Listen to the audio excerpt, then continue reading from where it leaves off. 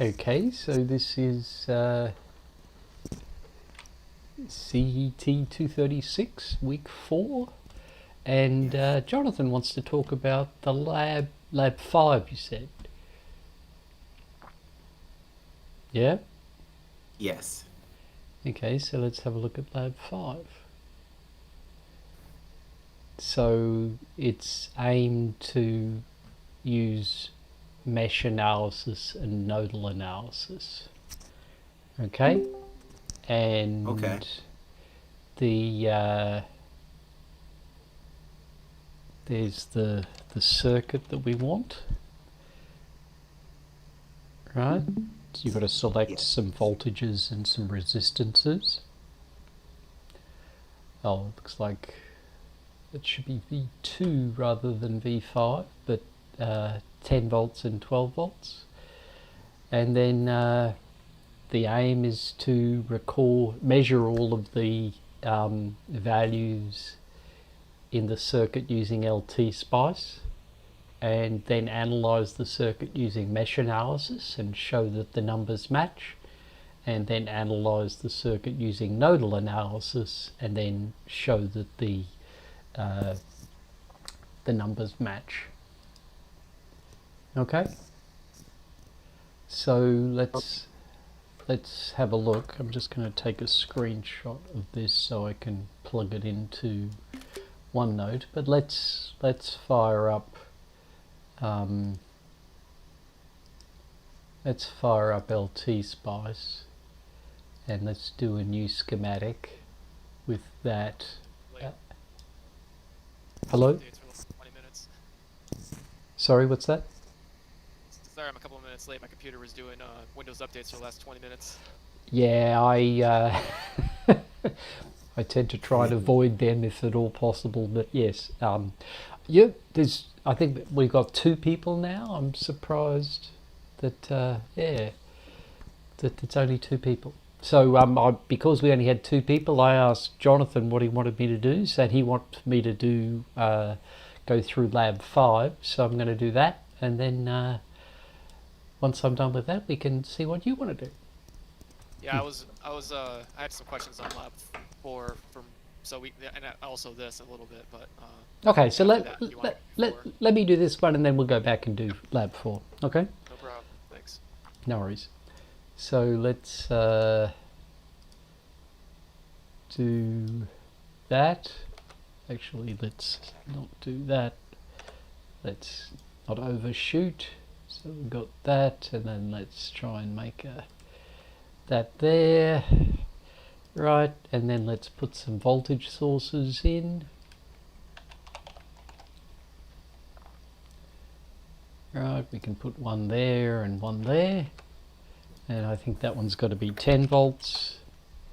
And I think that one's got to be 12 volts, was it? Is that what it said? 12 volts, yeah. It should be V2, not V5. And then we need to add some resistors. So just to get the right numbering, we'll put the resistors in like that. And I'm just going to use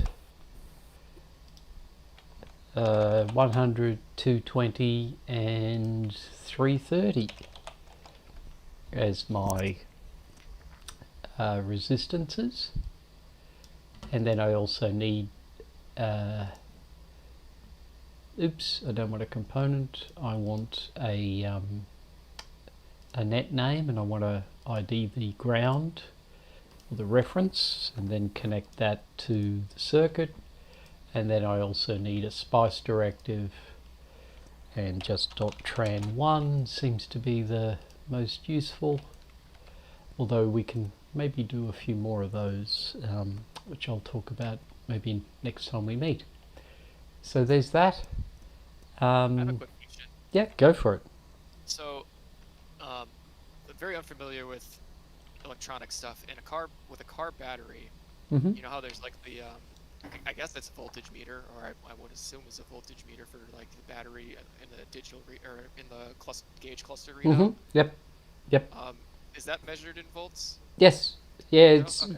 usually a car battery, they usually sell them at 12 as a 12 volt car battery, but more usually the voltage that they give out is 13.6 or 13.8 volts if it's fully charged. Okay. And yeah, some voltmeters don't actually measure in volts. They just give you a 0 to 1 or a 0 to minus V to plus V, that sort of thing. But yeah, they should be measured in volts. Thanks.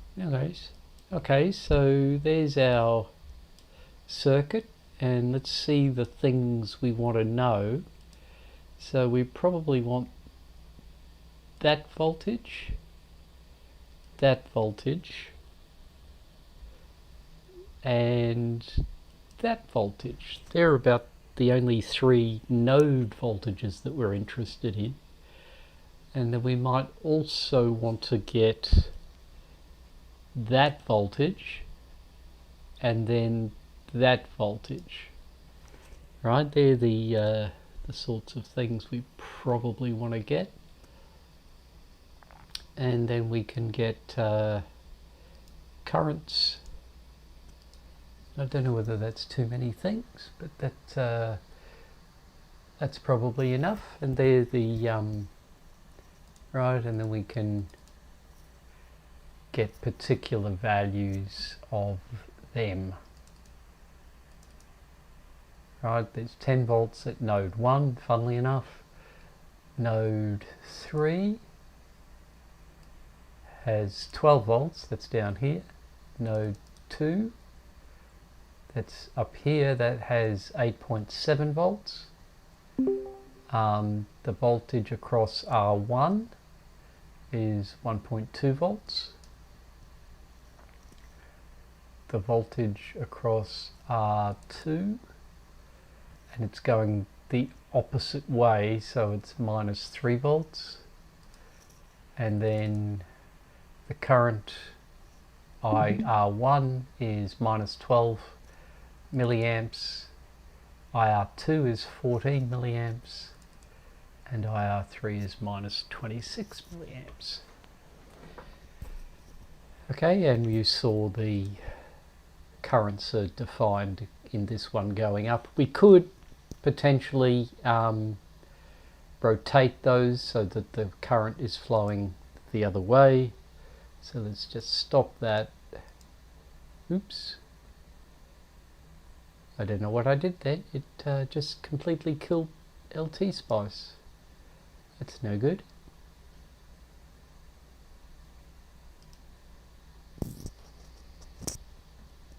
There we go. I'm glad it didn't completely kill the... So let's just save that. This is lab 5.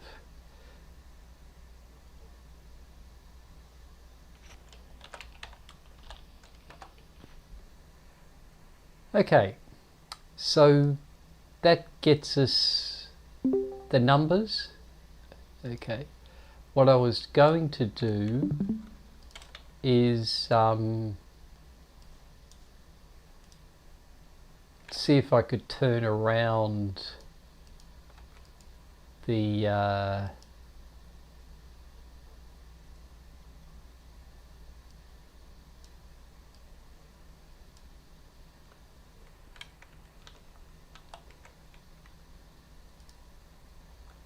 resistor so that the current flows the other way. So let's see if we can do that with the other two, because that's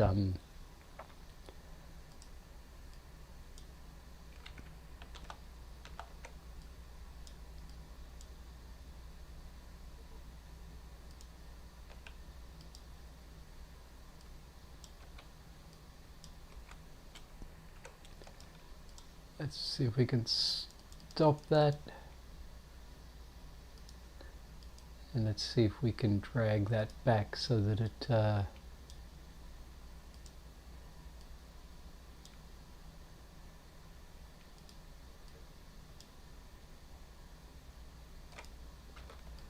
let's I thought it'd be easier. Let's just see if we can cut some of those bizarre wires and then put them back in.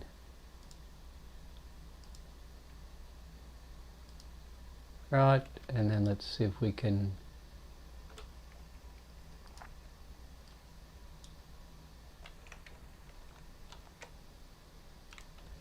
move that one around. Now let's run it and see if that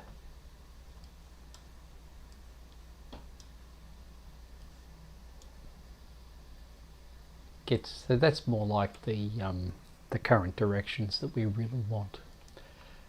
Okay, let me just get those again and get the node voltages again, and then get the voltages across R1 and R2, and the node voltage is the same as the voltage across R3. Okay, so that's that. Now what we want to do for lab 5 is, so everyone, nobody was here to start with, so I just had Jonathan on the line, and Jonathan asked me to just look at lab 5, so I've just been going through lab 5. I'll return to normal programming shortly once I've worked my way through lab 5, if that's okay. Okay, so then the mesh analysis version of this is, right, first of all we've got to define the mesh currents. So there's I1, and I'm just going to do I2 like that, and we know that the positive side is the big plate and the negative side here. We define, because these are passive devices, we define the polarity based on the current direction. Again, this is a negative, that's a positive because it's an active device. This is a passive device, so we have to define our voltages like that. And then the I1 KVL equation is minus V1 plus VR1 plus VR2 plus V2 equals 0, and V1 is 10 volts, so it's minus 10. VR1 is I1 R1. VR2 is I1 minus I2 times R2, and V2 is 12 volts. So what does that give me? That gives me R1 plus R2 I1, and then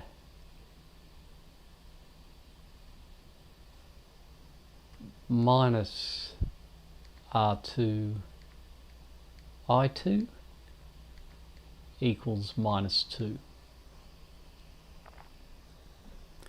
And I think we said that this is, in the one I did, that's 100, that's 220, and that is 330, and all of these are in ohms.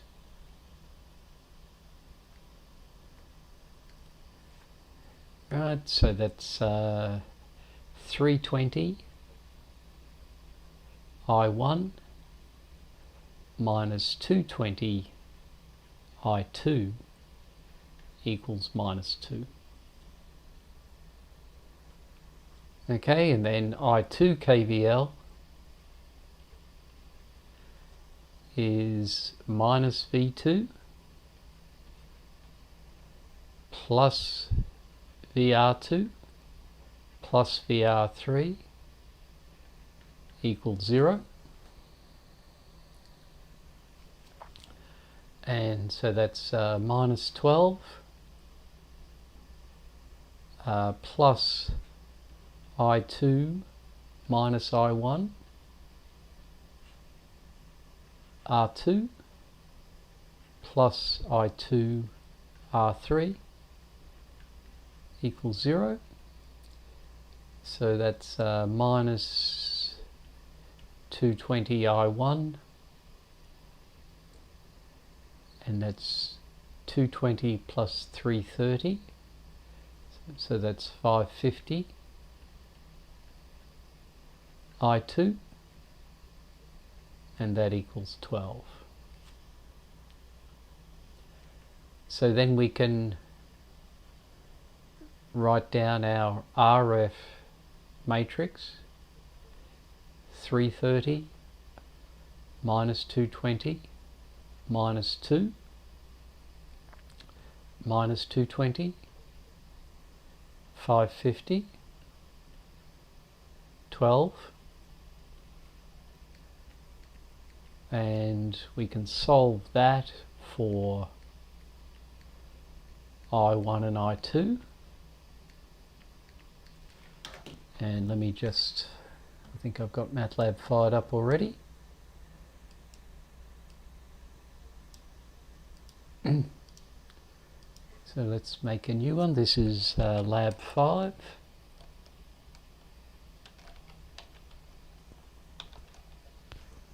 And let's see if we can put that.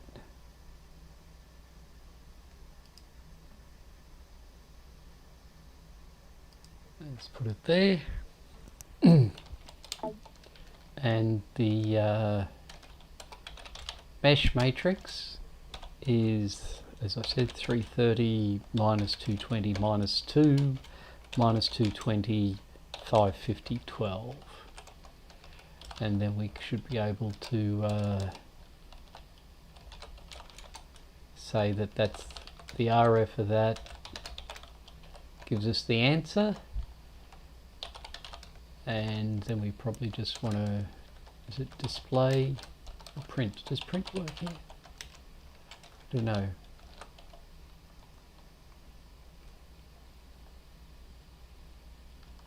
We might just want to display. So disp. Are you just trying to solve for it? Yeah, I just want to print it out. So I guess how I would have done it was make 330, 220, 220, 550 A matrix, and then B would be like your negative 2 and 12, and you do A backslash B.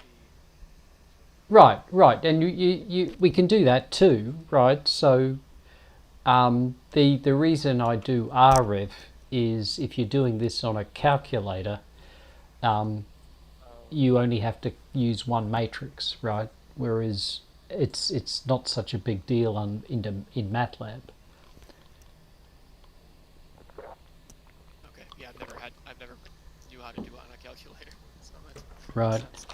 So the result you get in the calculator is still a 2x3 matrix, and it's the only thing we're interested in is the numbers over here. Okay. And let's just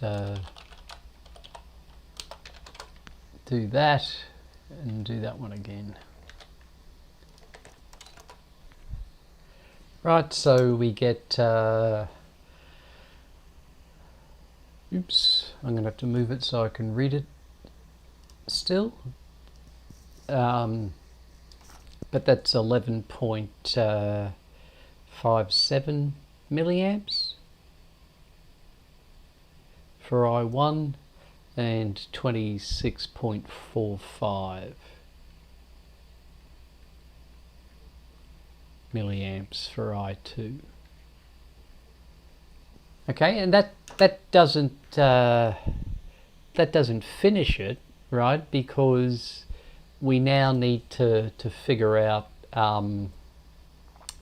what the voltages and currents are. For example, what the current is through R2, right? So let's see if we can do that. And so our I1 is on the first line, and our I2 is on that line, right? And then VR1, and I'm just going to type in R1 equals 100, R2 equals 220, R3 equals 330 equals, right? And then I can just say that VR1 is equal to I1 times R1. VR2 is equal to I1 minus I2 times R2. VR3 is equal to I2 times R3. And IR2, if we define, well, we're going to have to define IR2 to be one direction or the other. Let's define it in this way, right? So it's going in the same direction as I1.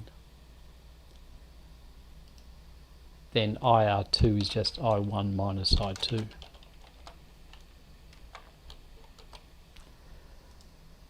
Okay, and then we can run it. And VR1 is 1.15. Let's go back to our LT spice. And what's VR1? It's probably going to be that one there. Right? It's not quite the same thing, is it? 1.2 as opposed to 1.15. It's interesting. And then let's see what VR2 is. VR2 is the dark blue one, minus 3.27, and then this one's minus 3.206. So there are discrepancies, and to tell you the truth, I don't have a good idea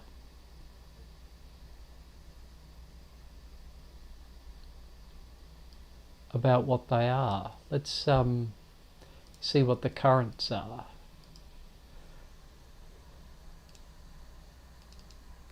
So the current there is 12.6 milliamps, and we got 11.57.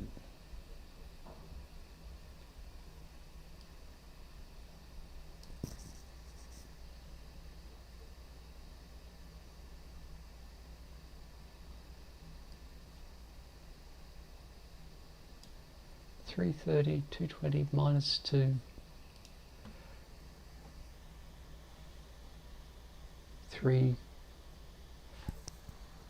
0 320 220. Did I write that down incorrectly? That's what I did wrong. That's why they're different. I made a mistake.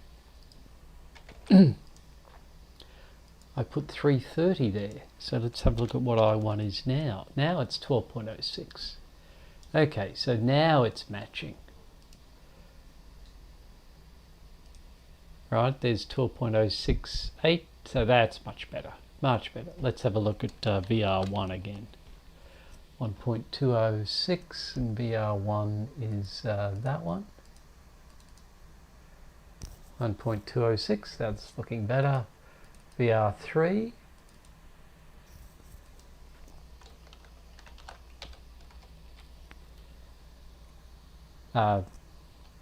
Sorry, I should be looking at VR2.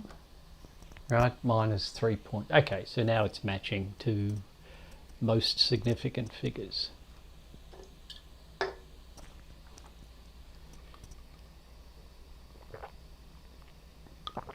Okay, so that's what the lab is asking you to do for the mesh analysis part.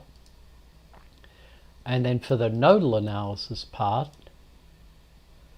it's asking you to do the same thing again, but using nodal analysis. So let me do that. And let's see, there's a, let's call that node A. And we'll call that node B. And we'll call that node C. Right, and again we've got a 10 volts, a 12 volts, a 100 ohms, a 220 ohms, a 330 ohms, and that's about it. Okay, so we've got our nodes identified. Then the next thing we've got to do is look at the currents through each of our devices, and I'm just going to draw the currents this way, and we can say that IR1 equals VA minus VB on R1, and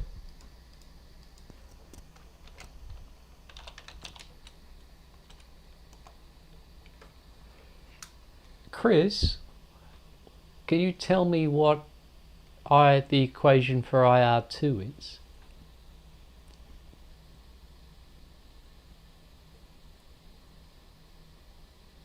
Sorry, I was actually reviewing the textbook a little bit for this. Hold on, give me a second here. No worries. So I'm analysing the circuit using nodal analysis this time, and the second, after identifying the node names, which I've done as A, B and C, the next step is to look at the device currents, so to figure out what the current through R1, R2 and R3 is. So I've already done IR1. IR1 is VA minus VB on R1. So I'm asking you to tell me what the same sort of expression is, but for IR2.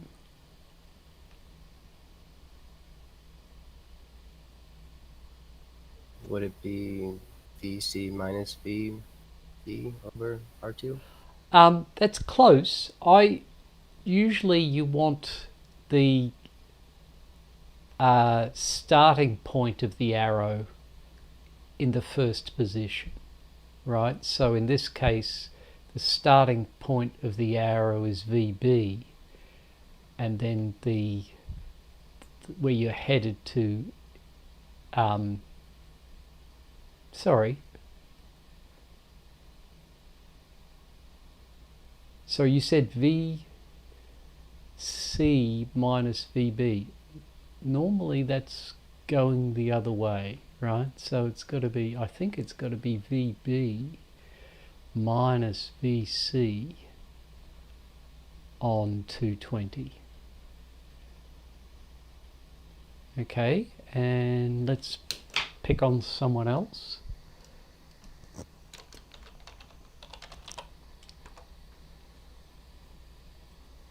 Jonathan, it's your question anyway, so Yes. so what's the expression for IR3? The expression for IR3 is going to be, let's see, be VA minus, Well, VA, A is over here, right? And R3 right, is, okay, so it'd be VC minus the, let me see, oh, that's R2. VC minus the VA over 330. okay, well, so what you want is you want to apply Ohm's law, right? So V equals IR. And here the R is 330, as you said. Yeah, so in other words, it's gonna be V divided by R. Well, it's right, it's going to be right, so we have to rearrange it to get I equals V on R.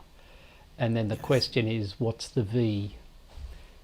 And in this case, the voltage across here, the voltage here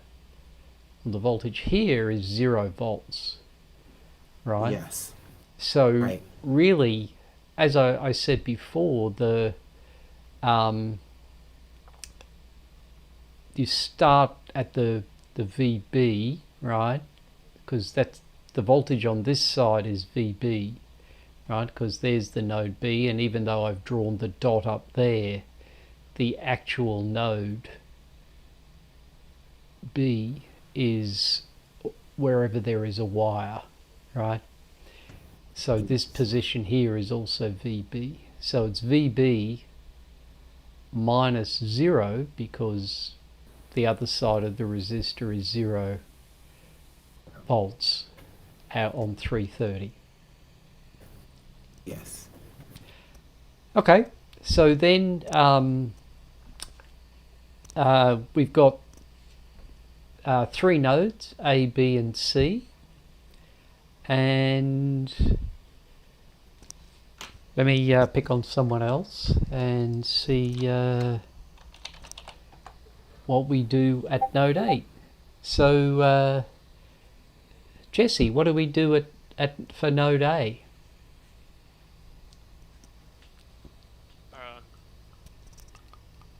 So what do you want to find there? Because we just did the resistance, the high values.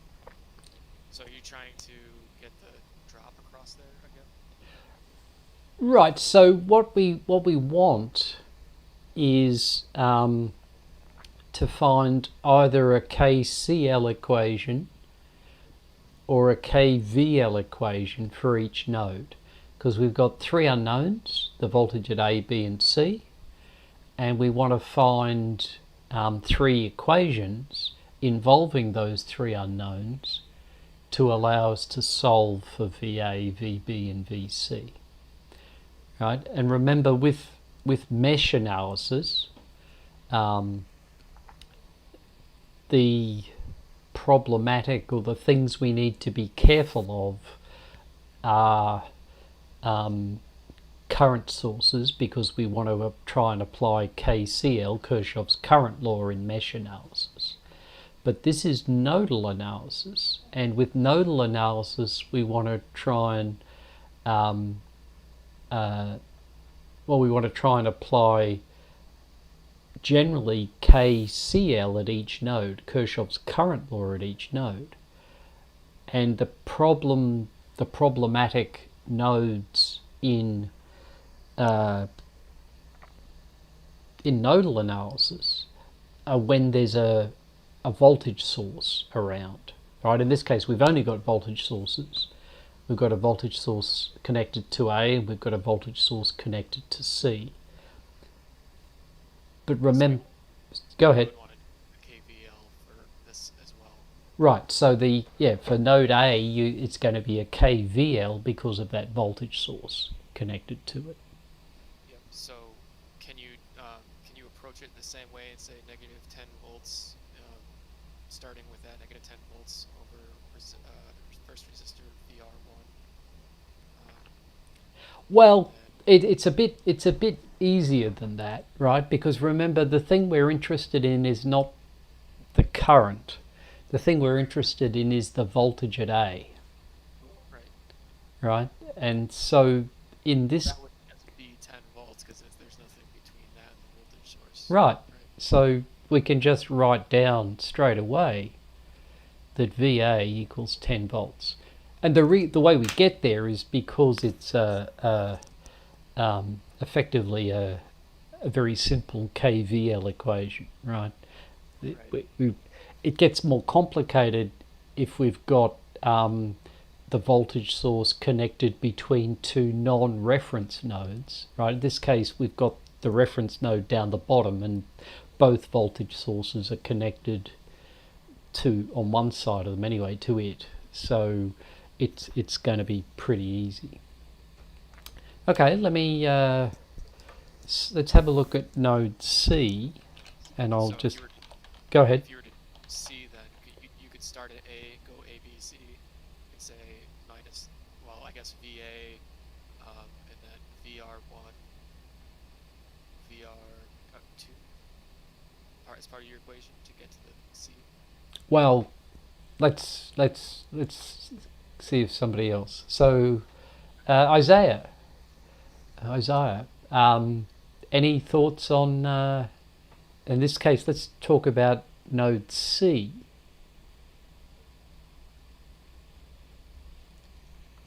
Any thoughts on how to get the some information out of node C?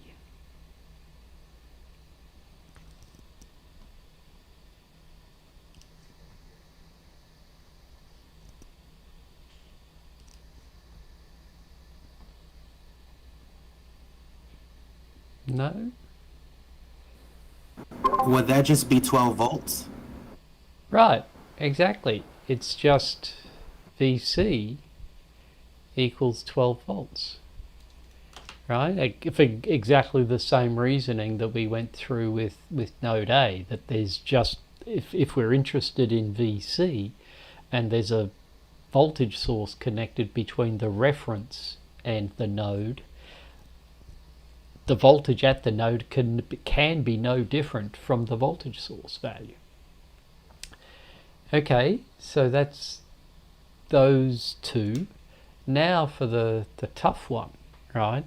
The tough one is node B, and node B is saying, well, let's have a look. It's got IR1 flowing into it and IR2 and IR3 flowing out of it. So at node B, we've got IR1 minus IR2 minus IR3 equals 0, right? So that's our KCL equation. And we can rewrite that as VA minus VB on R1 minus VB minus VC on R2 minus VB on R3.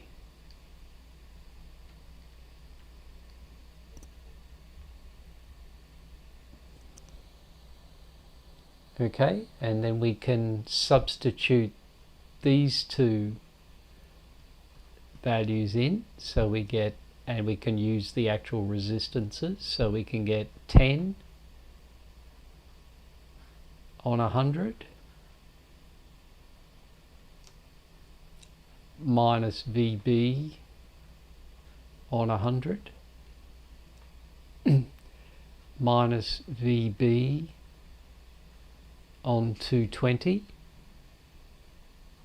right, plus 12 on 220. You got R2 should be 220.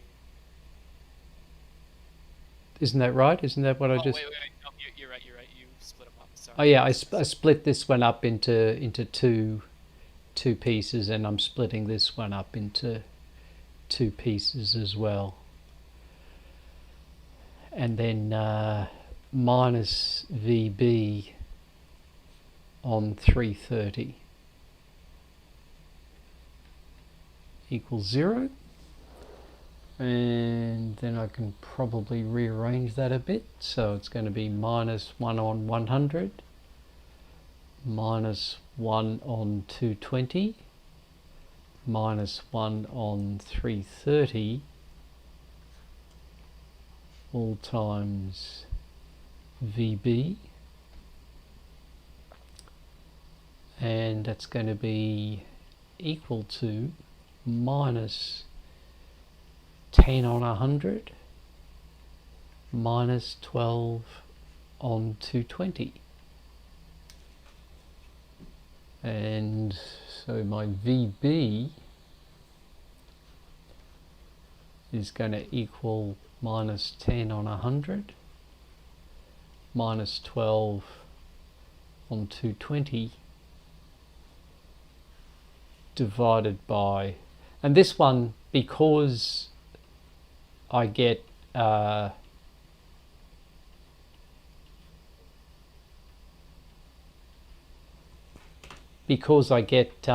something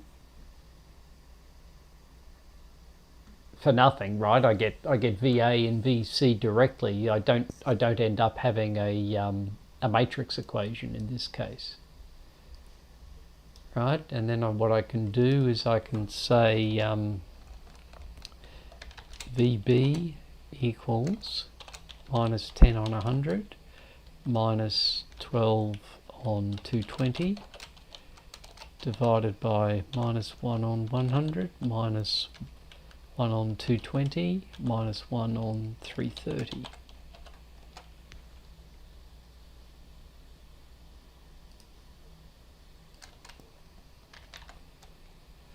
And there's my 8.79.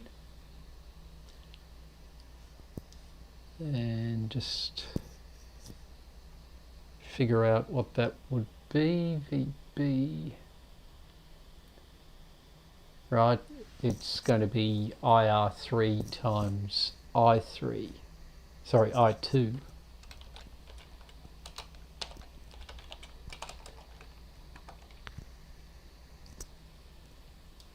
Right, so let's just make that a bit bigger so we can see all the calculations. Right, so there's my VB from the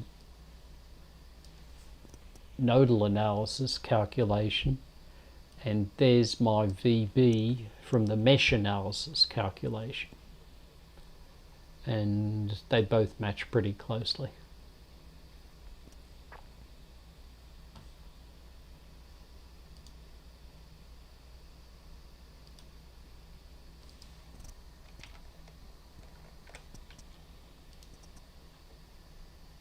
Professor, do you want us to, this is Jonathan, do you want us to include all the calculations in the lab? Yes, please. If you should Okay. be able to scan them in and enter them into the Excel spreadsheet. Let's just go with 4 significant figures there.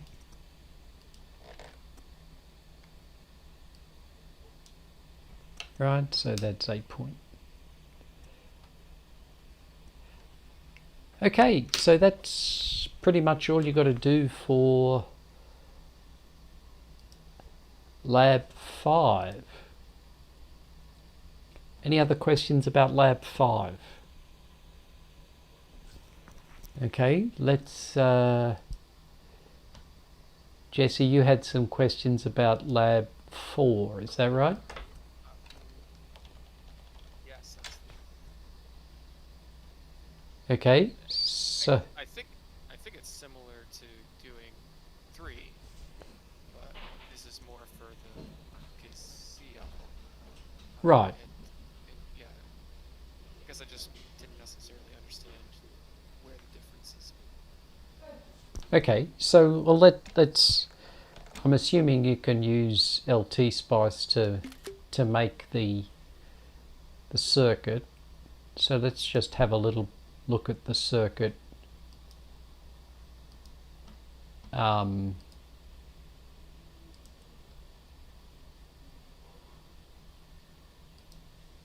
Here, right?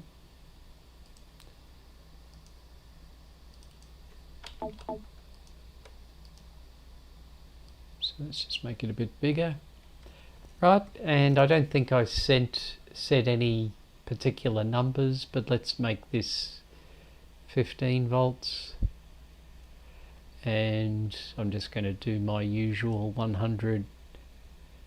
Let's go with 220 and 330.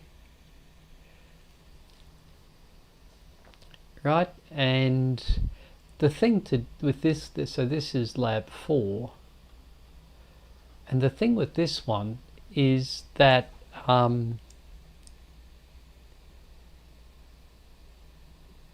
R2 and R3 are all in parallel, right? So one thing you should know is that the equivalent resistance is, for all three of them in parallel, is 1 on 100 plus 1 on 220 plus 1 on 330 ohms.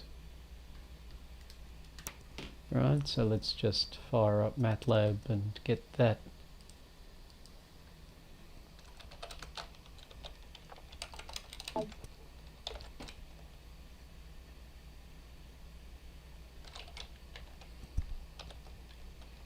Right, so this one we've got R equivalent equals 1 on 100 plus 1 on 220 plus 1 on 330.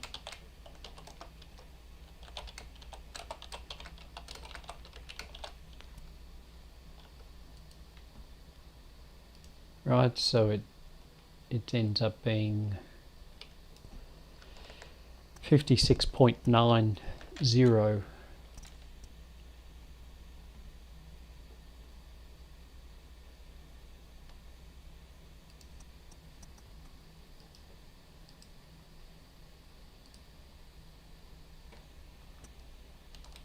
To 4 significant figures. And I'll just draw the ohms. Okay. And so that means we can figure out the total current. Right, so the total current is just V on R,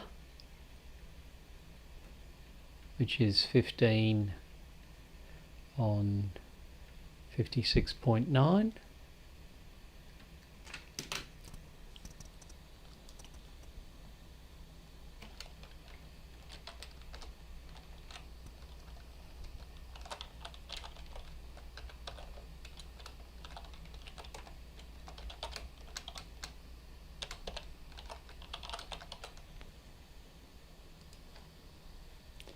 Right, which is 2636, so 263.6 milliamps.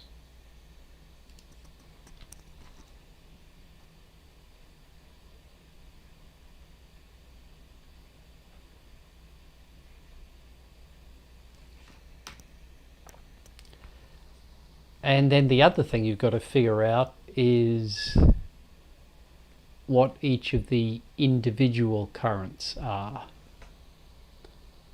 Right, so this one's a little tricky in that the current through R1 is equal to R2, the resistance in all the other branches, the equivalent resistance in all the other branches, divided by the equivalent resistance in all the other branches plus R1. Right, so let's have a look at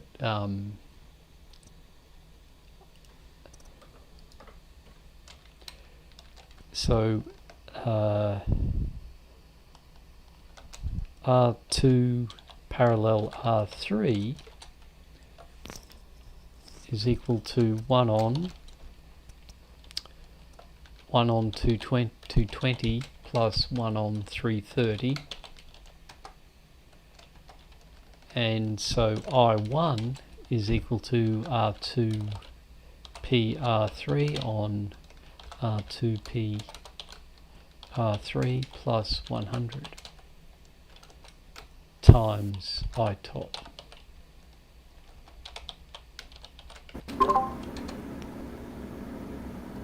Okay, so that's going to be 150 milliamps. Oops, wrong one, that one.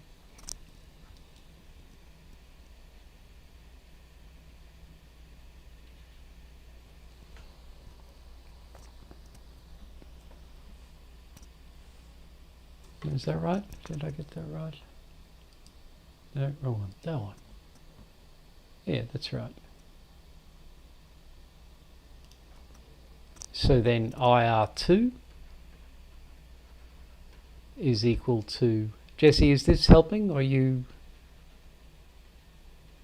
Yeah, I think I was on the right track. I don't know what I messed this. I think that I wrote this equation second parallel. Okay.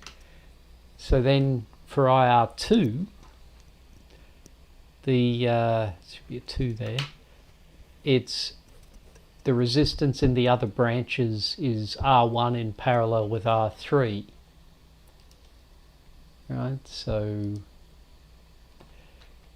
to get, let me just put those together and see if I can get I2.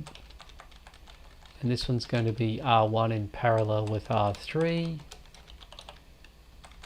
R1 in parallel with R3. And I think that's what we need there. So this is 68.18 milliamps.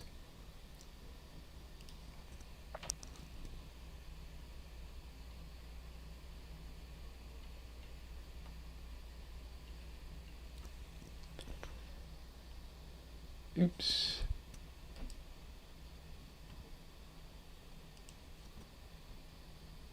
I think I see what I was screwing up.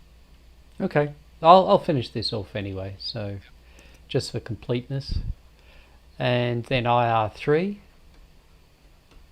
is, so now it's the R2 and R1 in parallel. And there should be times I tot here. And times I tot here. That's what I was missing. Multiplying by the total. Oops, yes, well I was too, so it's hardly surprising. And it's gone again. We should have stopped doing that. Just going to quit it completely. Start it up again from fresh, maybe that'll help.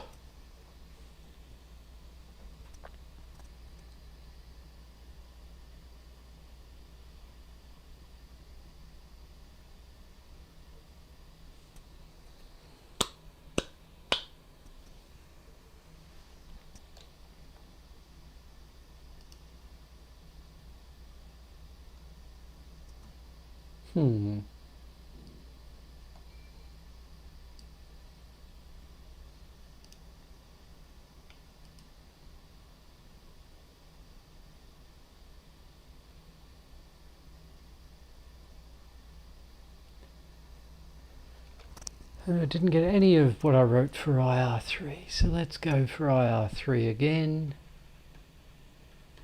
So it's going to be R1 in parallel with R2, and it left out the I totals.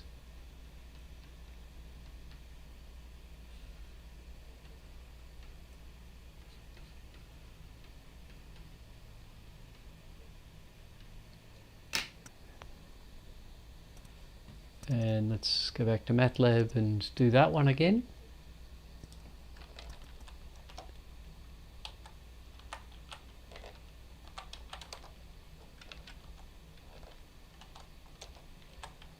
Right, so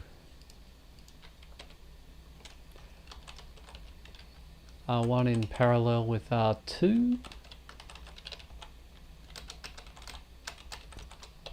And that's 330.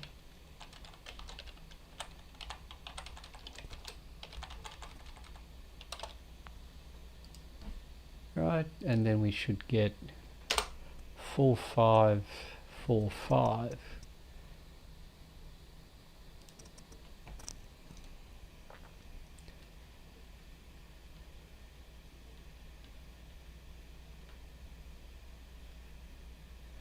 And just a quick check, that's 218.18 258, 263.18, 263.6-ish, right, 0.63. So that's looking pretty close to, so the sum of I1, I2 and I3 should be I total, and it looks like that's true.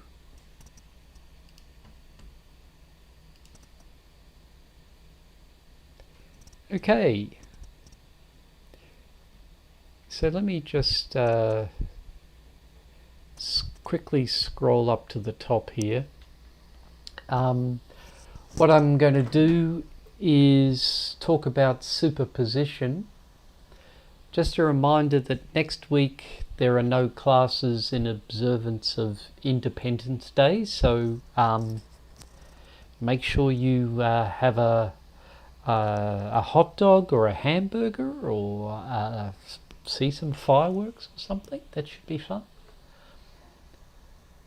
The particular piece we're doing is after the break will be superposition.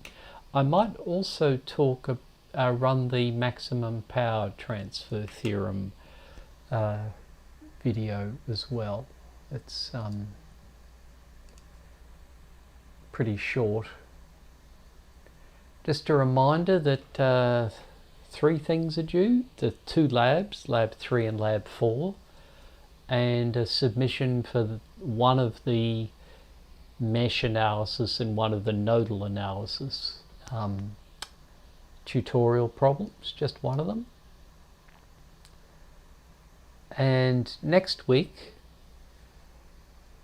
there is homework 3, lab 5. We went through lab 5, and then the aim is also, once the submissions for the first tutorial close tonight, you'll have a chance to review 2 of your peers' submissions, so please have a look at that. And as I have said before, the aim is participation. The aim is not necessarily getting it correct. I hope you get it correct, because it's a good way of practicing these sorts of problems. But the aim is for you to both submit something and review somebody else's work, 2 other people's work. I'm going to take a short break, and I might make it a 15, maybe a little longer than normal, make it a 15-minute break. When we come back, I would like to go through homework 3, at least some of the questions in homework 3, just to show you what they look like in WebWork. I put off doing that just to give you a bit more of a chance for mesh analysis and nodal analysis to settle in. Any questions before we have a break?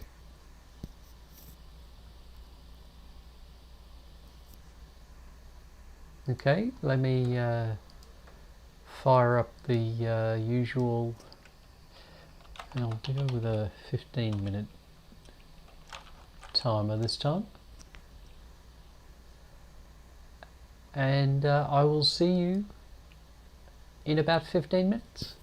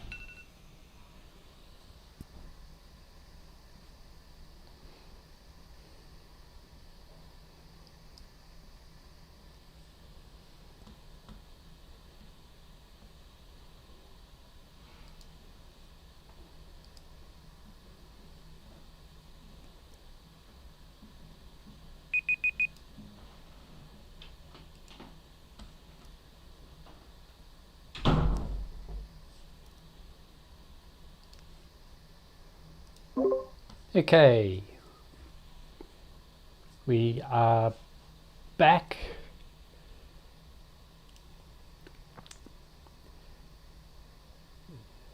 So I've gone through most things except for the homework 3 in Blackboard. So I'm not going to do all of them, but let me do a couple of the questions in WebWork.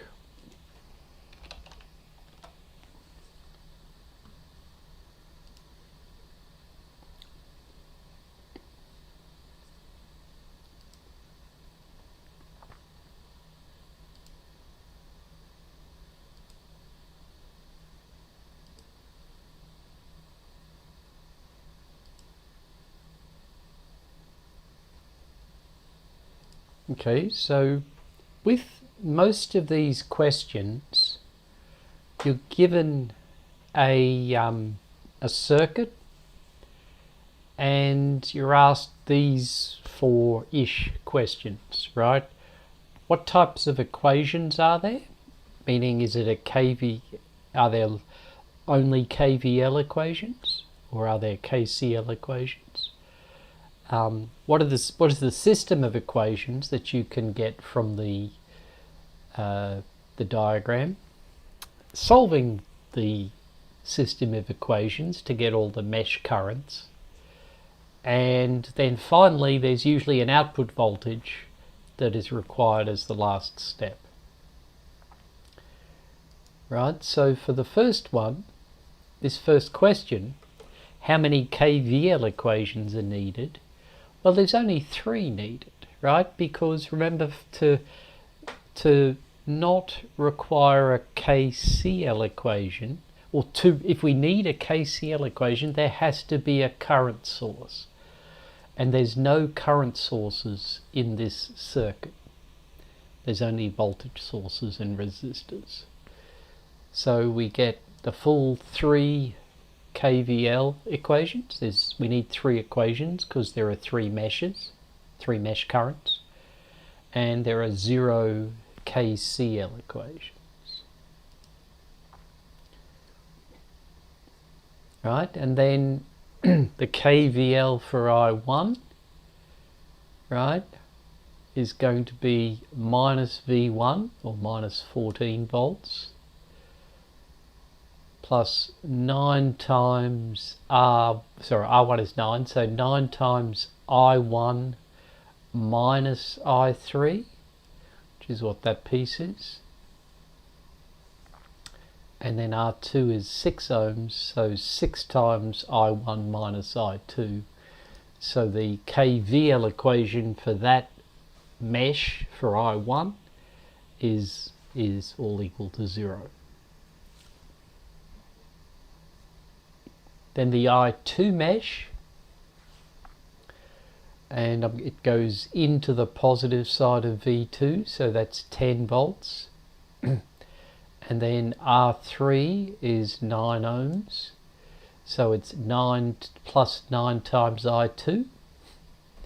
And again, R2 is 6 ohms, so it's 6 times I2 minus I1, and the whole thing is 0.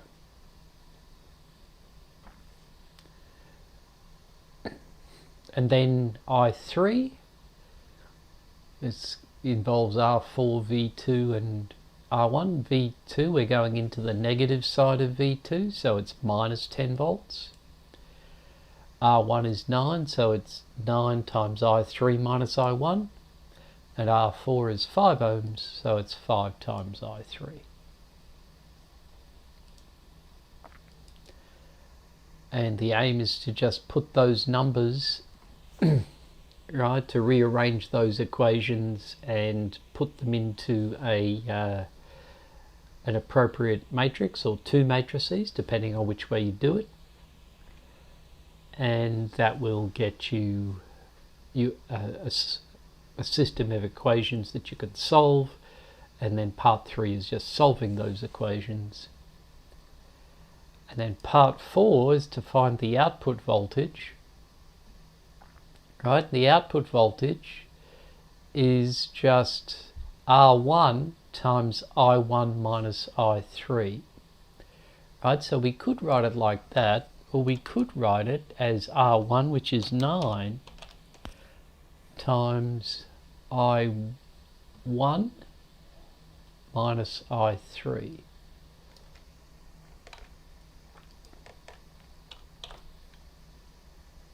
Oh, so you can do it as an equation too, instead of I believe so. I'm just going to check, right? So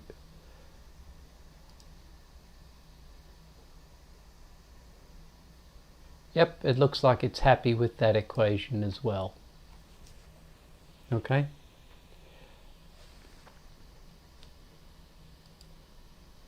So sometimes it's just easier to write the equation in rather than calculate the number.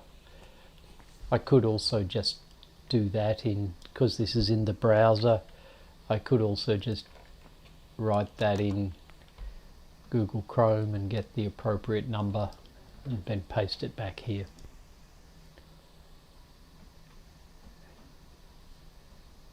Okay, let's just have a look at question 5.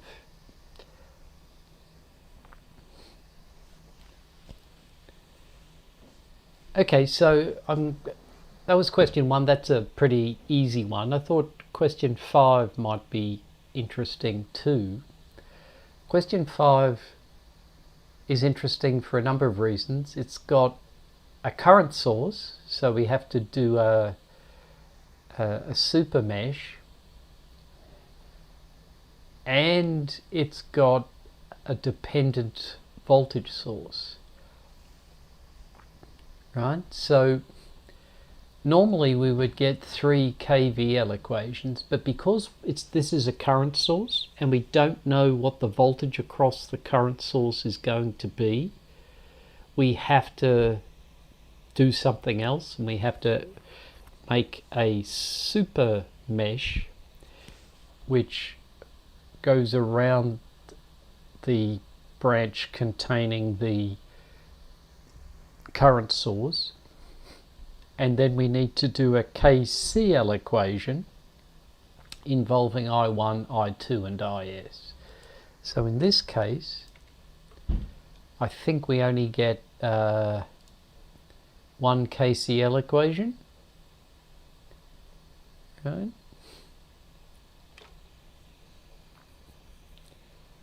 And then we've got to figure out the system of equations.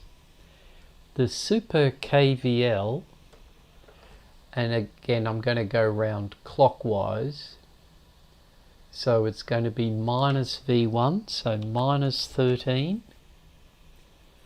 and then plus R3 rather, which is 9 ohms, times I2, and then it's plus R2, which is 6 ohms, times I2 minus I3,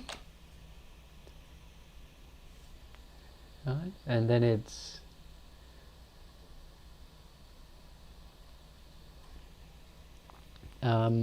the current through, or the current through R1, so it's I1 minus I3, so R1 is 6 ohms again, so it's plus 6 times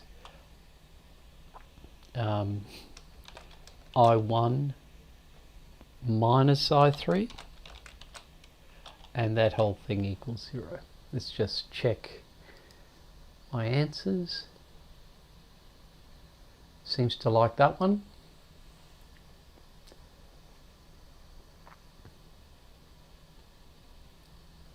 My KCL equation is going to be I1 minus I2 equals 5 amps.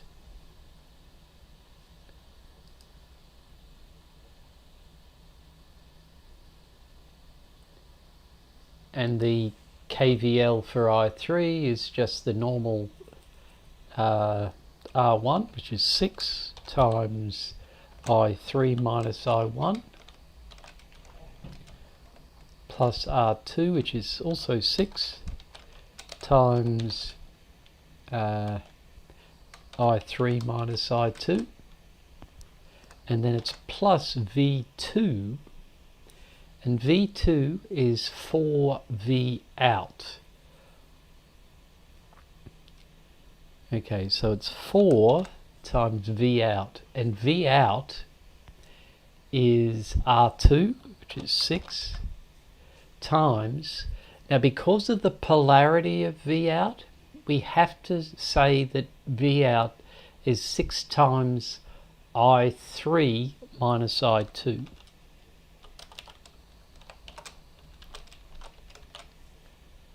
And then that equals 0.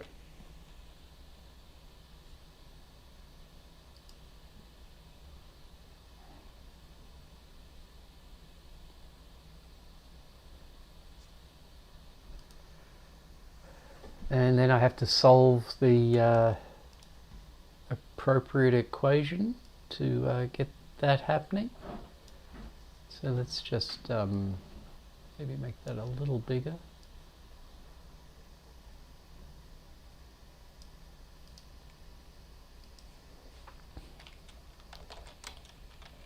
And this is homework 3. And this is Q5, so my Q5 matrix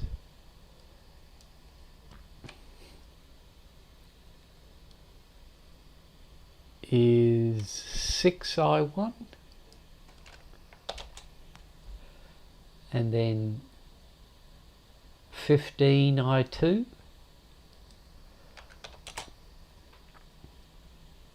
and then minus 6 minus 6I3, so minus 12 I3, and then on the constant side it's going to be 13.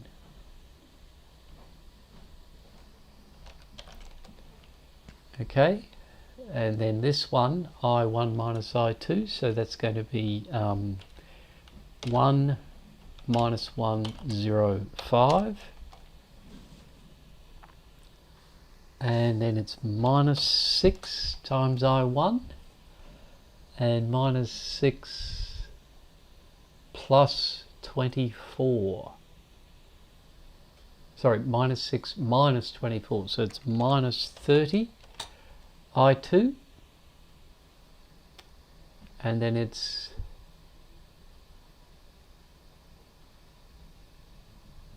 plus 30 I3, and in the I3 there's no constant, so it's 0.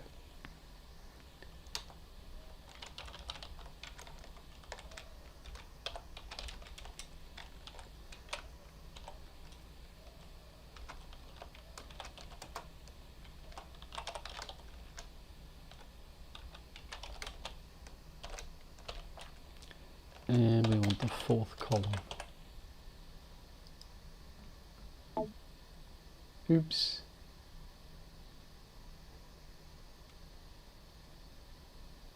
I didn't want print, I wanted display.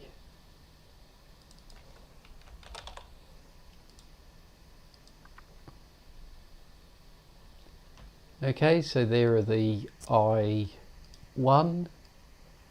is 4.242 amps. I2 is minus 0.756, 7576, and that's also amps. And I3 is 0.09091 amps. And let's check those answers. Oops, it didn't like...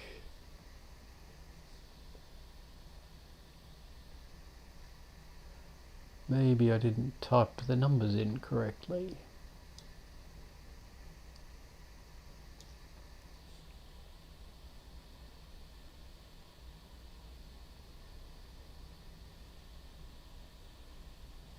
I didn't type the numbers in correctly because I didn't get the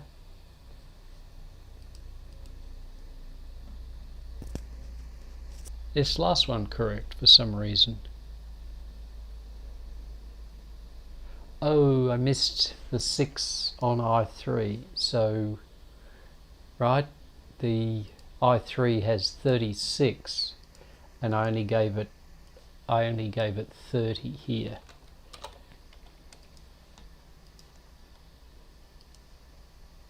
And that's looking a bit more respectable. So let's try that.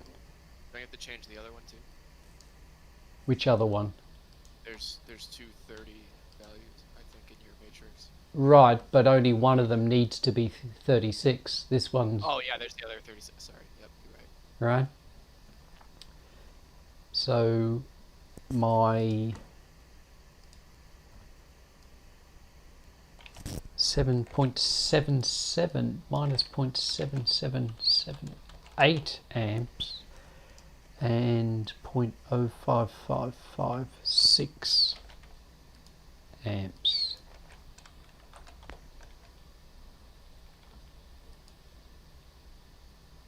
So let's see if that works. Okay, and now we've got the right numbers. And we want to find the output voltage, which, as I said earlier, is going to be R2, which is 6 ohms, times I3 minus I2. So it's going to be 6 times I3 minus I2. Yeah, minus I2. So that's plus that number. And the answer is in volts.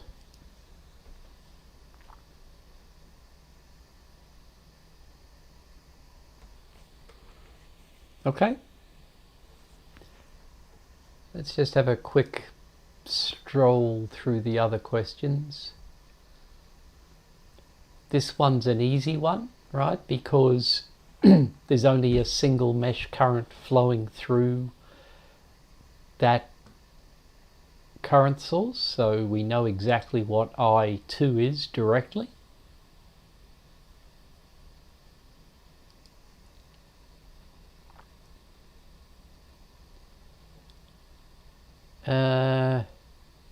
This one, we've got a current source with I1 and I2 flowing through it, so we've got to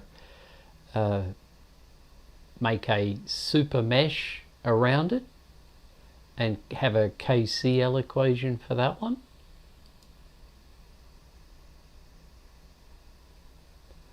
And again, similarly here, we've got a current source with two mesh currents flowing through it. So it'll be 1 and 1.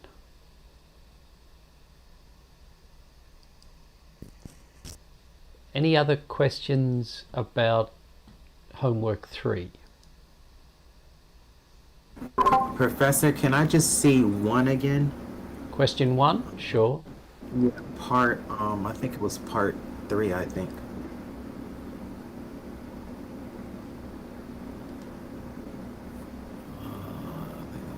Nope, it was part 2. I lied. I think it was part 2.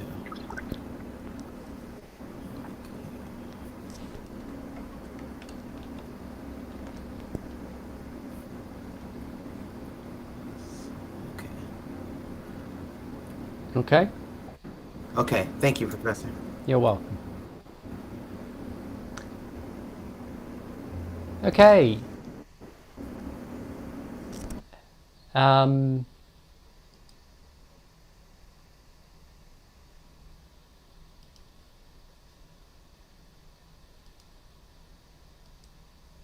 So that's the stuff due next week. Just a reminder, there is some other stuff due. Let's have a look at the assessment calendar. If we're not meeting next week,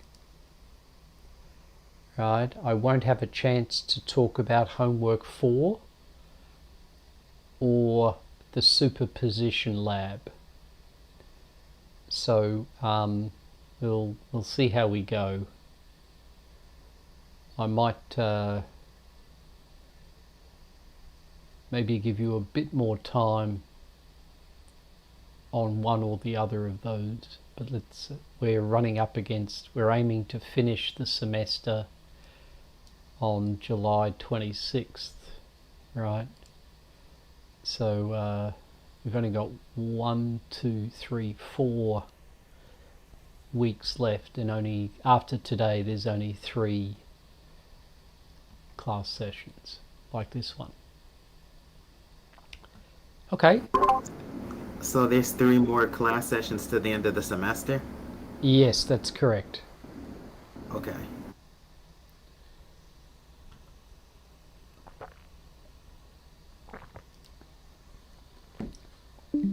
Okay, so just a reminder that the midterm has been released and you should book your midterm slot. So please book that. Only one person so far has booked, so please make sure that's on your radar and choose an appropriate time. If there's no times available, when you are available, please send me an email and I will, with some maybe 2 or 3 times that you're available, and we can organise that directly.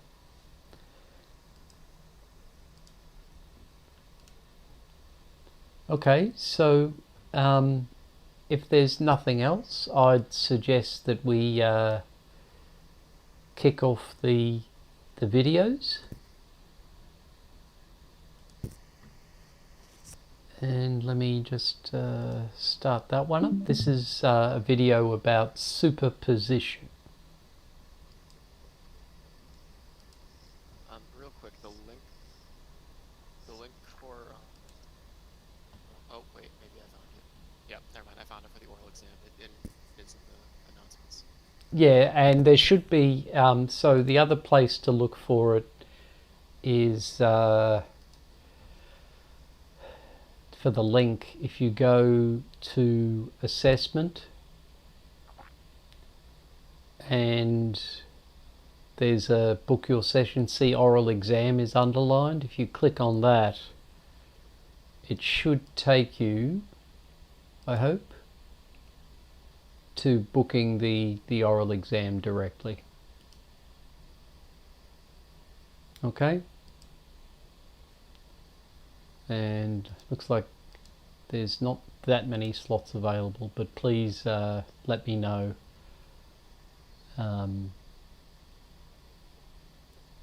I think I've only made it in some afternoons, and I think I do have some mornings free. So, but just let me know when it suits. If you can't find an existing slot that works for you. I just did one for the 8th, and oh no, there it goes. It was giving me an error, but it finally went through. Yeah. Okay.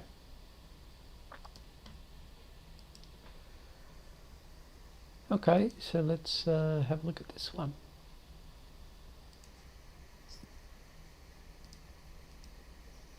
So this is CET236 and the video topic is about superposition. We should be about here, although I think I might have to rejig where midterm 1 is. So we've done everything in the left-hand column all the way down to where we are now, which is superposition.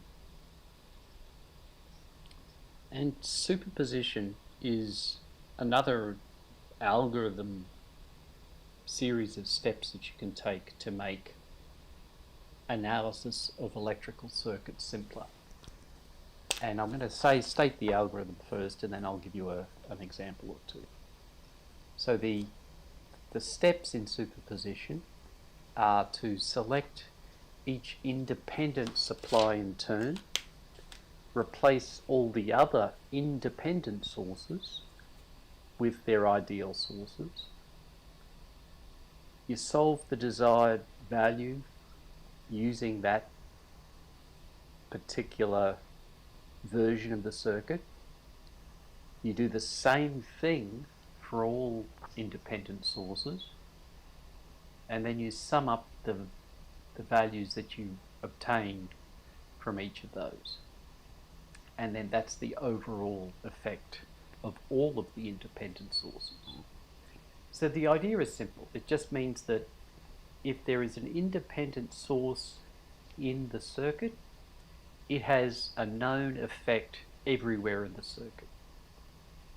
And regardless of whether there are other independent sources in the circuit or not, that one independent source will affect the circuit the same way everywhere.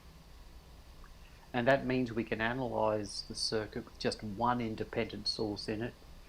And if we have 10 independent sources in the circuit, we do 10 different analyses with just one source. And that means, and we can get the answer of the effect of all 10 independent sources by summing the analysis for each individual source. So here's a simple example circuit. We've got two independent voltage sources, and it doesn't say so, but the idea is we want to figure out what I naught is. So let's have a look at, right, so this is removing the first source. So what I've done is I've taken the voltage source VS1 and I've replaced it with its ideal resistance. Now if I have a voltage source, its ideal resistance is obtained by setting the voltage value down to 0. Right? So if I set the voltage difference across VS1 to 0, effectively I get a wire in the circuit. So that's what happens with an ideal voltage source. With an ideal current source, which we'll look at a little later, you do the same thing. You set the current value to 0. But if you set a current value to 0, instead of replacing a current source with a wire, you replace it with an open circuit. But let's have a look at this. With this example only has two voltage sources. So now the other thing you might notice is that I've relabeled I naught to be I naught 1. So this is one solution for I naught having only VS2 in the circuit, or having replaced VS1 with its ideal. And then I can do the same thing again and do the analysis again for I naught 2 by replacing VS2 with its ideal. Again, VS2 is a voltage source, so I can replace it with a 0 valued voltage source, which is just a wire. And then in the end, my overall result is that I naught, with both voltage sources in the circuit, is equal to I naught 1, my first solution, plus I naught 2, my second solution. Okay, so that's the voltage source version. Here's a similar one, but now we have a current source in IS. Right, so we can replace VS with its ideal, which is a wire, and figure out what I naught 1 is. And then we can replace the current source with its ideal, which is an open circuit. Now because it's an open circuit, that means R3 in this diagram doesn't get any current, so we can just ignore it completely. So we can just replace, if we replace IS with its ideal, we're just left with this pretty simple circuit. And then in the end, our total I naught is equal to the I naught we calculated for the first circuit plus the I naught we calculated for the second circuit, and we're done. I'm going to do another video with examples, working through the numerics of each of these examples, but that'll be in the next video.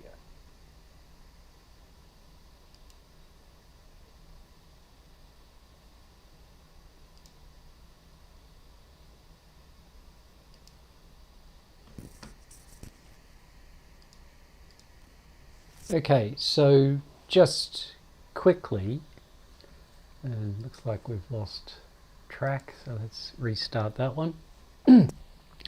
Just quickly,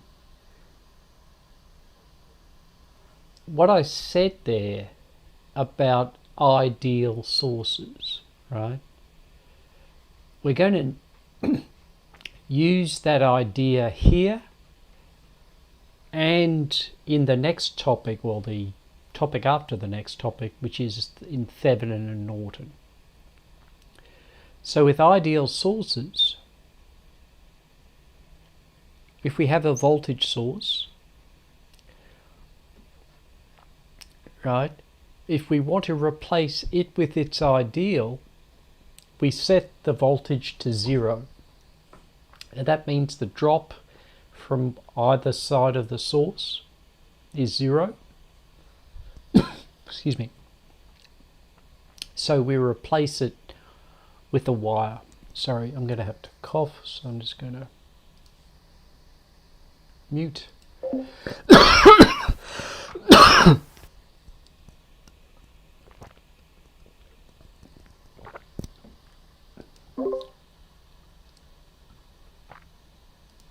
Right, so that's for a voltage source, and for a current source,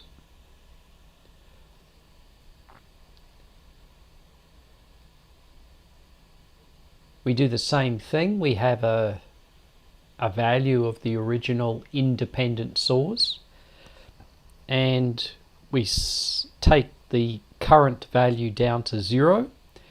If there's 0 current flowing, then we replace the current source with an open circuit, just like that. Note you can only do this with independent sources.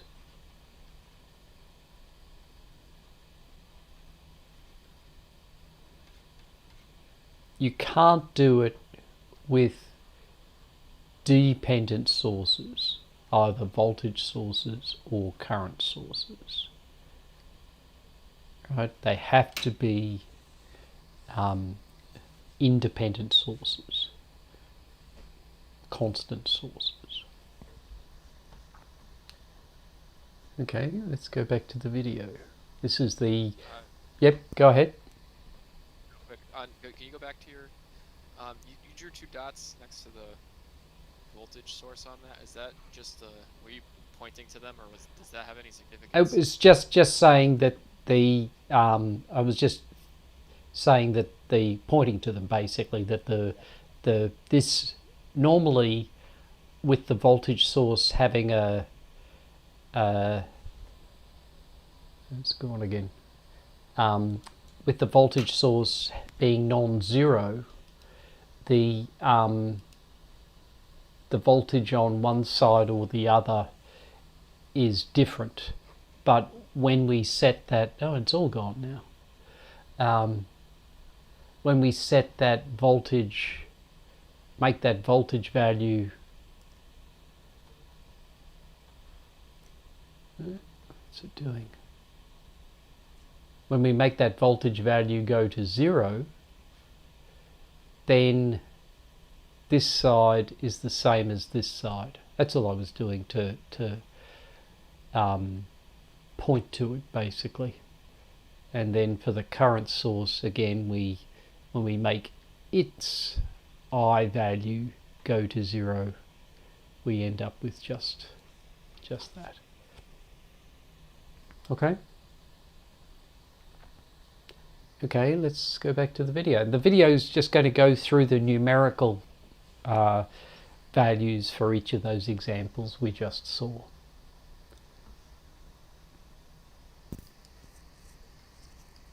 So here's our first example.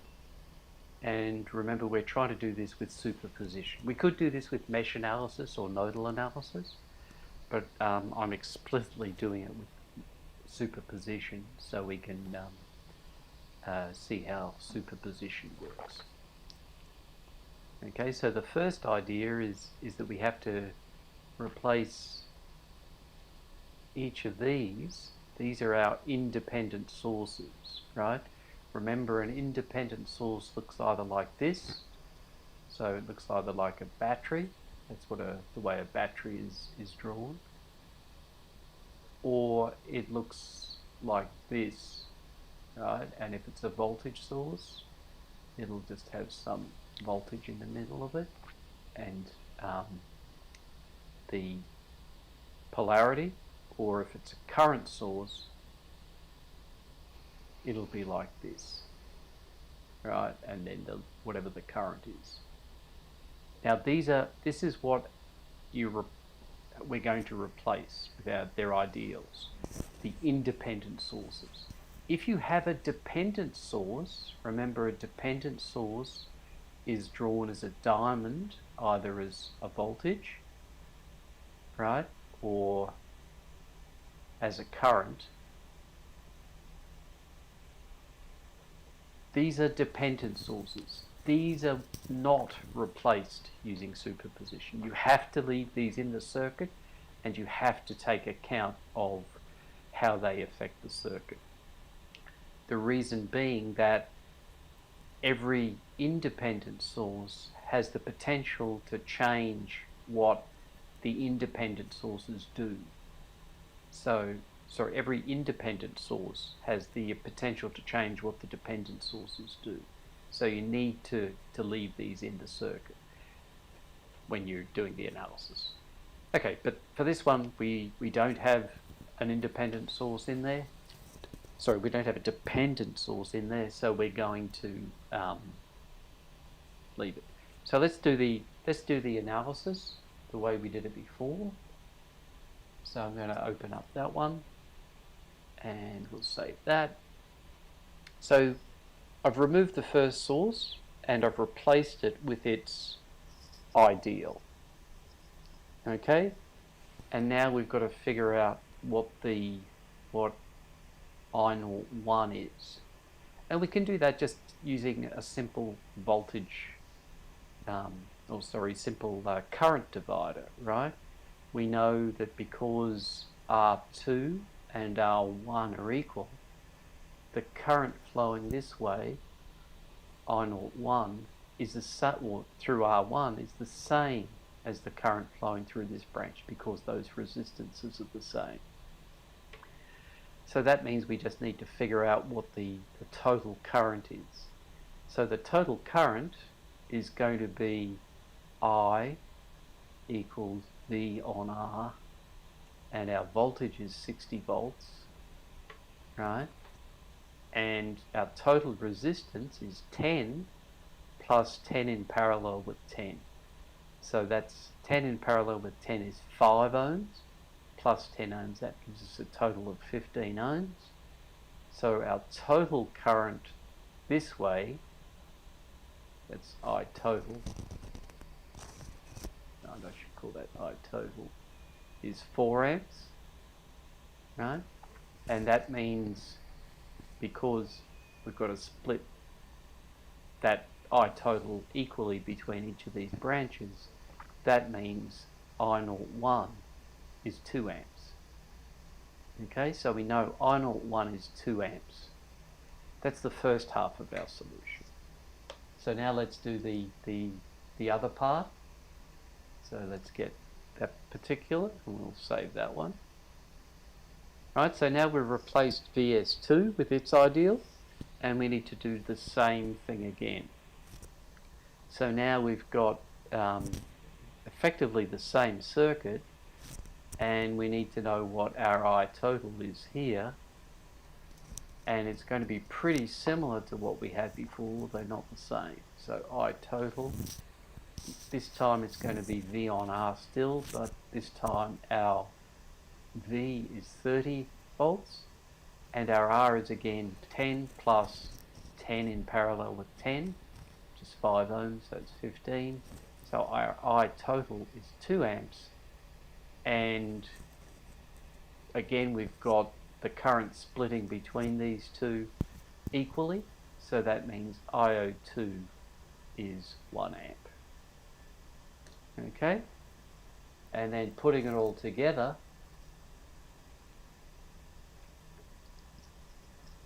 we'll save that one. So now we have that I naught is equal to I naught 1 plus I naught 2. So our total current is 3 amps using superposition.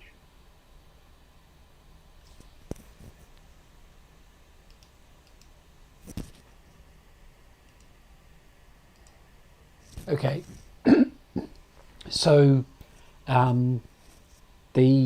that first example video, excuse me, just used the voltage, the circuit with the 2 voltage sources. The next video is going to go through and do the example with the current source as well. And you'll see it works exactly the same way, the only difference being that the current source, when you replace the current source with its ideal, that it gets replaced with an open circuit instead of a short circuit.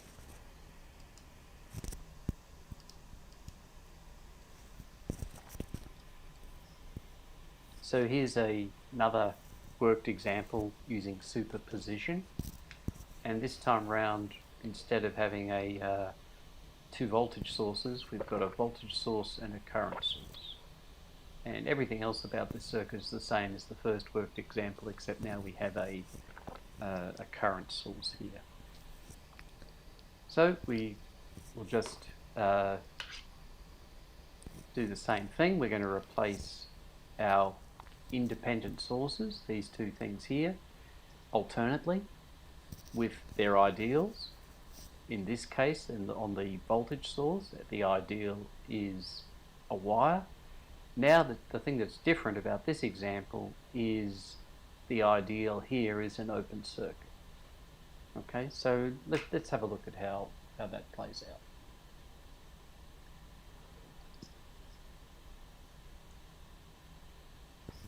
Okay, so here's the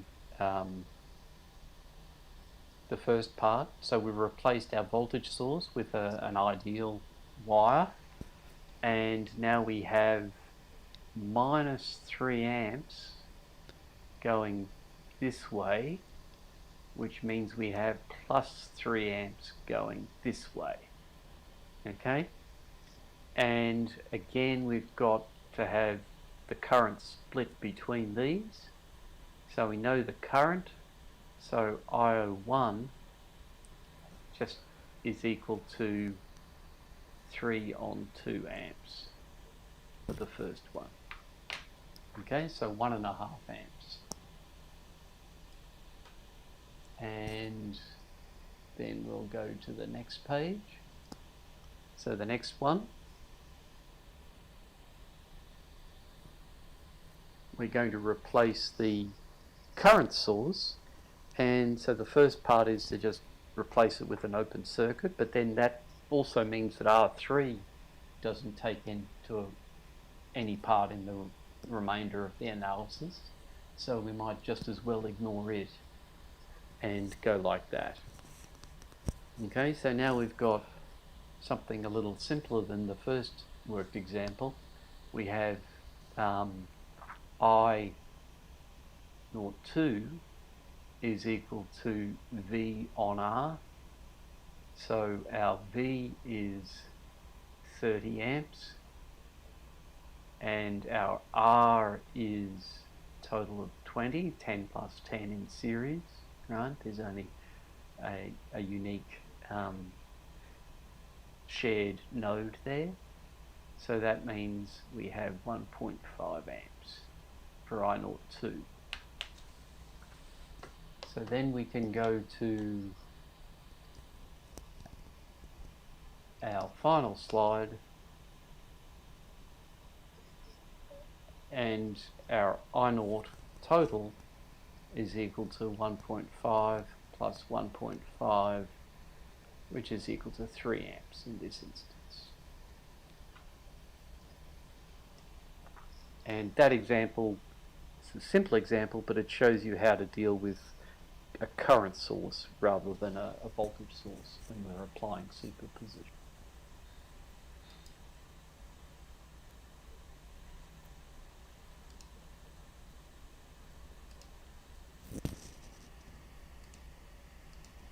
For the I-1 part of that, you had it as 3 over 2 to get 1.5. Right.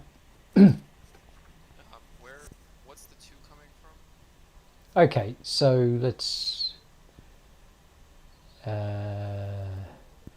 where's our superposition slides?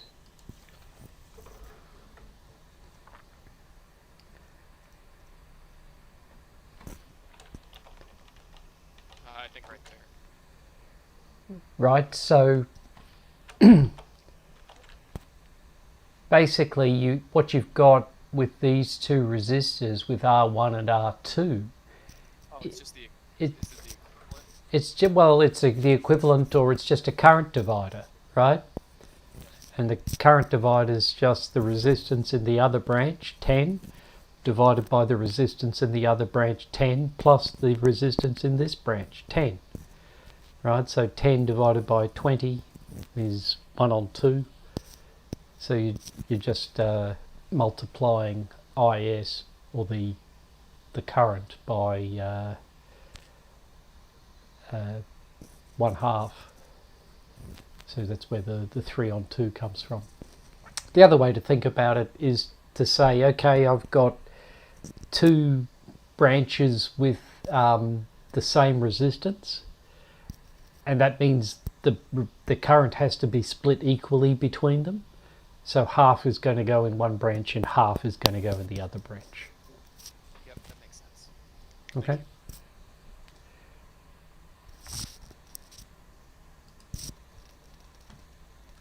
Okay, so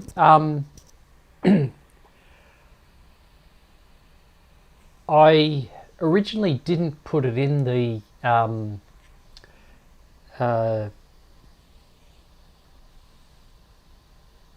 playlist, but I have put it in the playlist now. And there's this idea of maximum power transfer. And I'm not sure whether I should talk about it now or after Thevenin. I'll probably do both, right? And the idea with maximum power transfer is pretty simple, right? The idea is that with the topic we'll talk about in a couple of weeks' time, Thevenin and Norton equivalence. The funny thing about what they do is they say, I can have whatever circuit I like, and provided I can isolate a load resistor, then I can, and provided this circuit is only has voltage sources, current sources, and resistors in it, I can replace that whole thing with what's called the Thevenin voltage and a single Thevenin resistance.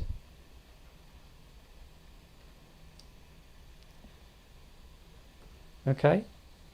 Have that written as VTN? Or is it There's VTH for Thevenin. Okay, and RTH for Thevenin again.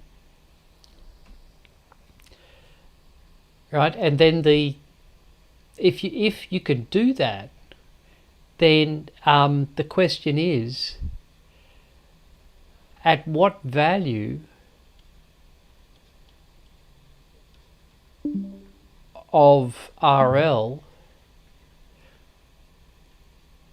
dissipates the maximum power.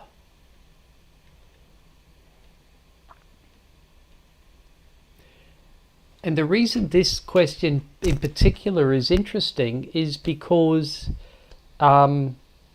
places like your cable TV company, right? When they send you a signal, whether it's internet or whether it's cable TV, what they want to know is they want to give you the most power into your cable box. Because if they give you the most power into your cable box, that's going to give you the best reception. May not be good reception still, but it'll give you the best reception possible for that. And one of the funny things about coaxial cable is coaxial cable is usually one of maybe 2 or 3 different resistance values. Sometimes it's 75 ohms, sometimes it's 110 ohms, sometimes you see 50 ohms, right? If you some coaxial cable, the black plastic sheath on the outside will have its impedance value, this resistance value, put on it. And what that means is, obviously a coaxial cable is just a wire, but the effective impedance of a long wire is one of those values, 50 ohms, 75 ohms, and 110 ohms. And what this maximum power transfer theorem says is it'll tell you what value of RL you need in order to have that best reception. And the answer is simple. The answer is that RL has to equal the Thevenin resistance. So the impedance of the load, the input impedance of your cable TV box needs to be one of 50 ohms, 75 ohms or 110 ohms, depending on your cable, the type of coaxial cable you've got running into it. And what the video shows is, and what these slides show, is just how to derive it. Right? You can figure out what given the voltage source, you can figure out what the current is, and then the power dissipated, PL, is just I squared in the load is just I squared RL. So you can then put that in there, so you get an expression like this in terms of V squared, the Thevenin resistance and the load resistance. And then the maximum power is achieved when this denominator is a minimum. Right? So you can look at that denominator and take its derivative with respect to the load resistance, because when things are at a maximum or a minimum, their derivatives are 0, right? If you've got a maximum like this, then the peak happens at the slope equals 0, right, when the gradient is 0, or the other way around, if you're looking for a minimum, the trough, the deepest trough, happens when the slope is also 0. So I'm going to go through this again after we've talked about Thevenin and Norton, but let's have a quick look at the video now too.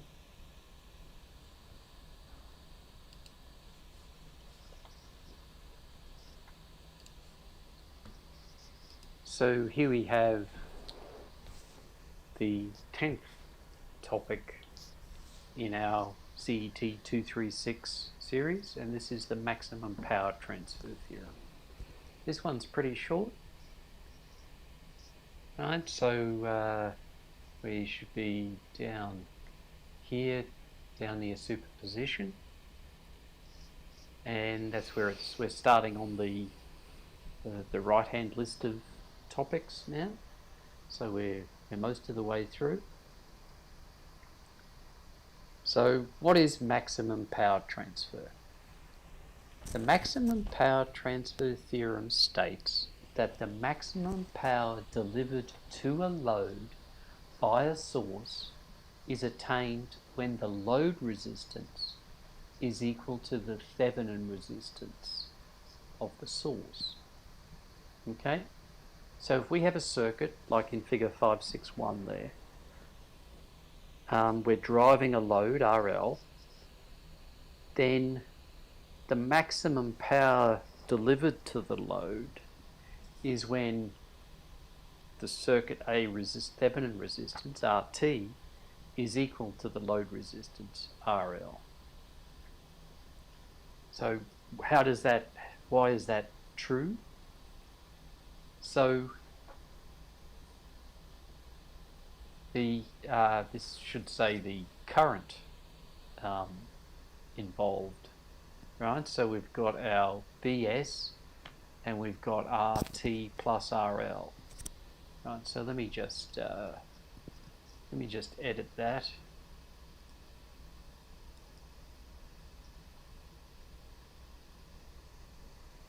And say the right thing. The current is therefore.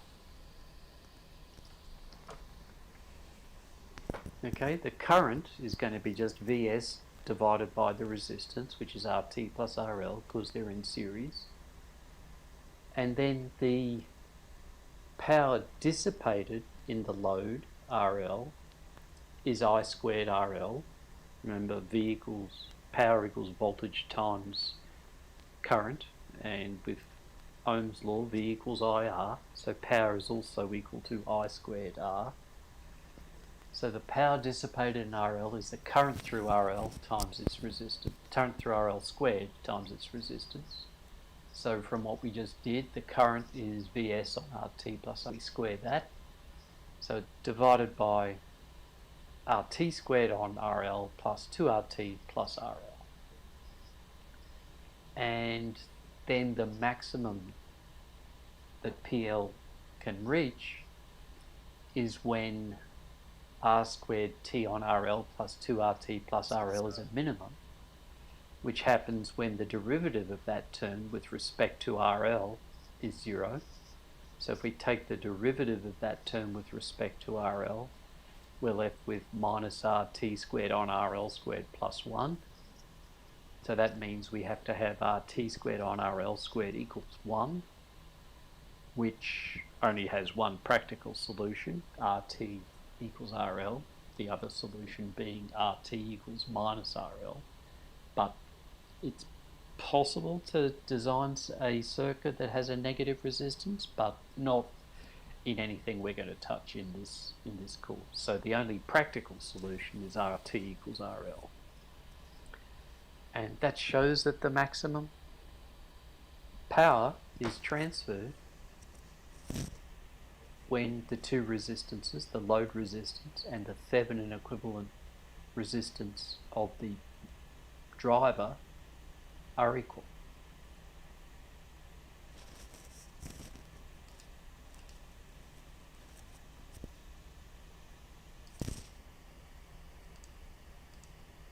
Okay, so that is pretty much all I have for this evening. Unless anybody wants me to go through anything else. It's just me. Oh, you're the only one left, are you? Yeah, I think at right this point I would just want to work through finishing up the lab that I had a question on this afternoon and get that submitted. I'll reach out if I have any more questions on this newer stuff. Sure, no worries, Jesse. Okay. And I appreciate going over that for me. Yeah, no problem. I mean, that's what this session is for.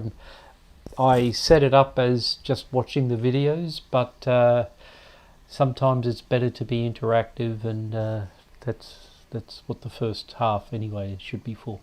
I agree. Okay. Well, Okay. I'm gonna go finish this up and submit. Thanks again. Okay, no worries. Thanks. Talk to you later. Bye bye.